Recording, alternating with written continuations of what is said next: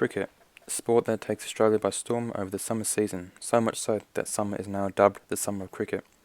Cricket is a sport that captures the heart and minds of countless Australians, a sport where passion and skill is everything, and no one in my personal opinion displayed this more than Brett Lee. A childhood hero of mine, Brett Lee reignited the passion for fast bowling throughout Australia through his magnificent displays of genuine fast bowling, granting him to become one of the greatest fast bowlers of all time. Brett Lee's biography, titled My Life, written by him and James Knight, and published in 2011, gives an incredibly rich, detailed account of his life before, during, and after his retirement from the sport of cricket. I've chosen to analyse Brett Lee's cricketing career, in particular analysing his development throughout the sport and how certain sport delivery systems enabled him to maximise his incredible potential in becoming one of the greats. Analysing Brett Lee's career will also provide great insight into how sport delivery systems have changed throughout Australian cricket since his retirement. However, to understand how Brett Lee made it from playing cricket in his backyard to become one of the most famous bowlers of all time, it is first important to examine and understand how important sport delivery systems are within sport and their development. They are designed to enable sporting organisations to identify potential talent at a young age through talent identification programs. They also have systems in place such as coaching clinics, which are designed to increase participation levels throughout the sport. Furthermore, sport delivery systems also provide athletes that show high levels of potential and talent, whether young or old, with development programs and clear pathways that develop them further until they reach the elite level. These systems are important within Australian sport, as without them, the quality of sport in Australia would decline and the development of elite athletes will diminish rapidly. As an athlete, it is important to understand how these systems develop players into elite athletes, as it will allow them to give them direction and structure when pursuing the elite level. As mentioned previously, Brett Lee is one of the greatest Australian cricketers, and to see how he got there, we must first go back to the beginning. Brett Lee idolised his older brother Shane, and it was to no surprise that Brett started playing cricket because he wanted to be like his older brother. After playing county cricket for a year, Brett joined up with the Oak Flat Rats under-10s, who played in a league competition. League competitions allowed for Brett to develop his skills and gain confidence in his bowling against people his own age before moving higher up the age groups.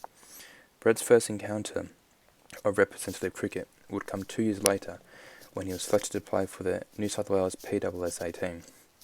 This competition was played as a round robin, where teams were rotated around so they could each play each other once, as depicted in this diagram. This competition gave Brett a sense of the skill level needed that he needed to obtain, and with hard work and dedication, along with impressive performances throughout the grades, and particularly in first grade cricket, Brett would find himself... Alex Stewart then added a bit of his own advice. First real representative cricket, Brett played a double elimination competition, which was semi-final to Queensland. A double elimination competition differs from a regular elimination tournament, as it allows for teams who lose their first game to come back and win the championship. This is done by teams having to lose 2 games instead of 1 before getting eliminated. This type of tournament was significantly beneficial for Brett Lee, as it allowed him to develop his skills against numerous and different types of teams.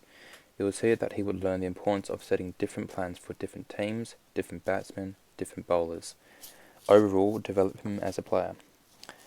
Brett progressed in ability and skill, and it was a short time after he was called up to play for the New South Wales State Shield team that competed in the Sheffield Shield competition, playing both 4-day and 50-over games.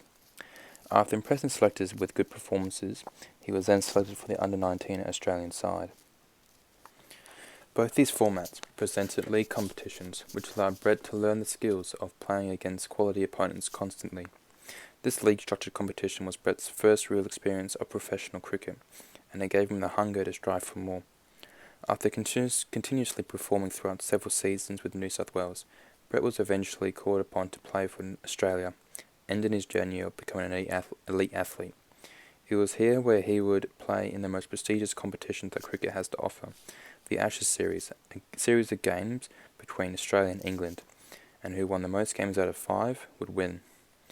He also played in 2 World Cups, perhaps the most prestigious competition, where teams play in a group competition before moving on to a single elimination tournament. Anyone can look at Brett Lee's career and say, wow, how good is he? but Brett was not able to achieve this level of cricket on his own. He had the help and support of sport delivery systems and pathway systems set in place by Cricket Australia, and it was through these talent identification and development programs that Brett was able to achieve what he did. Back when Brett Lee was emergent as an elite athlete, Cricket Australia did not have the talent identification and development programs as they do today. Today's cricket world sees a greater number of cricketing academies and competitions such as T20 and the KFC Big Bash, which henceforth allows for more talent identification and development of elite athletes. Whilst Brett Lee did not have these modern delivery systems, he was able to develop through those found in his day. The earliest sport delivery system that Brett Lee experienced was when he was selected to attend a coaching clinic for young pacemen in Sydney, organised by New South Wales Cricket.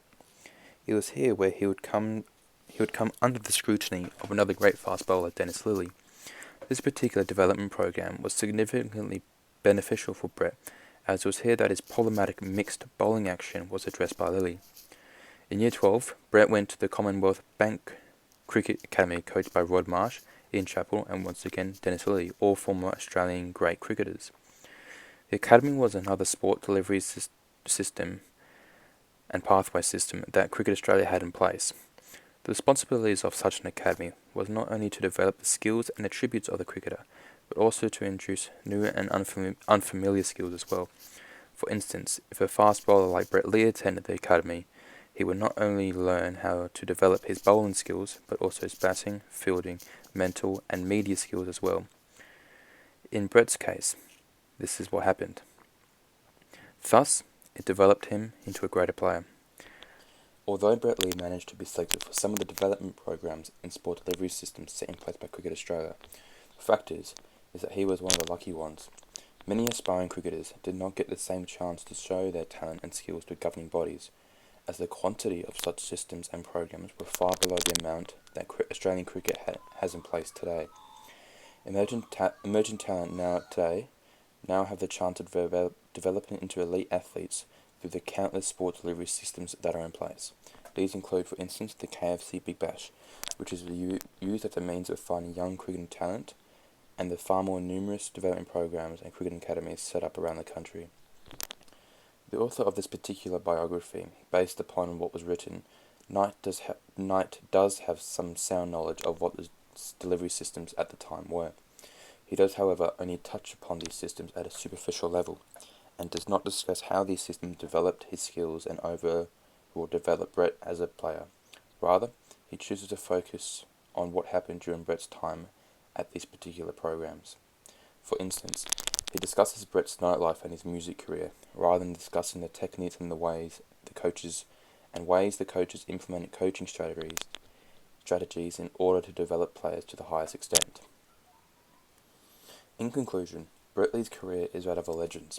He has significant knowledge of Cricket Australia's sport and delivery systems at that specific time. He made all the correct choices in regards to participating in these development programs, which allowed him to further develop at an exponential rate compared to those around him. Furthermore, Brett acknowledges how these sport delivery and development systems allowed him to overcome his problematic bowling action, which caused many back and leg injuries down the way. If not for these programs, Brett would never have been able to develop and refine his action to the extent that was required to become an elite Australian athlete. Furthermore, by analysing the sport delivery systems in Brett's career, we can observe and identify how much they themselves have developed and grown. It is evident that Cricket Australia now implement many more sport delivery and development systems than they did when Brett was emerging as an athlete. We now see many more talent identification competitions and programs such as the KFC Big Bash, as mentioned previously, along with many more academies and development programs for athletes outside major cities as well. Whilst Lee and I don't go into specific detail about these sport delivery systems, the evidence suggests that Brett used all that was available to him to develop and grow as a player of the sport.